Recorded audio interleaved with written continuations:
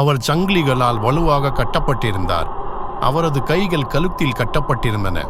அவரது கால்கள் முழங்கால்கள் முதல் கணுங்கால் வரை இரும்பு விலங்குகளால் கட்டப்பட்டிருந்தன.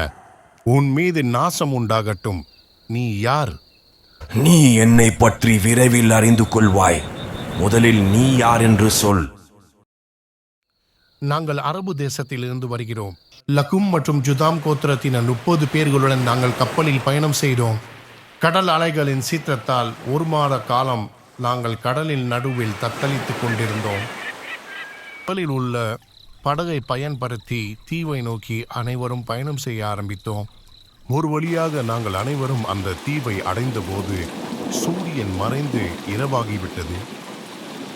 அப்போது அங்கு ஒரு அதிசய பிராணியை கண்டோம். அதனிடம் நான் கேட்டேன், நீ யார் என்று. நான் அல் ஜஸ்ஸாசா. ஓ மக்களே, மரத்தில் உள்ள இந்த மனிதரிடம் செல்லுங்கள், ஏனென்றால் அவர் உங்களை பற்றி அறிய ஆர்வமாக இருக்கிறார். அதன் பிறகு நாங்கள் உன்னை சந்திக்க இந்த மடத்திற்கு வந்தோம்.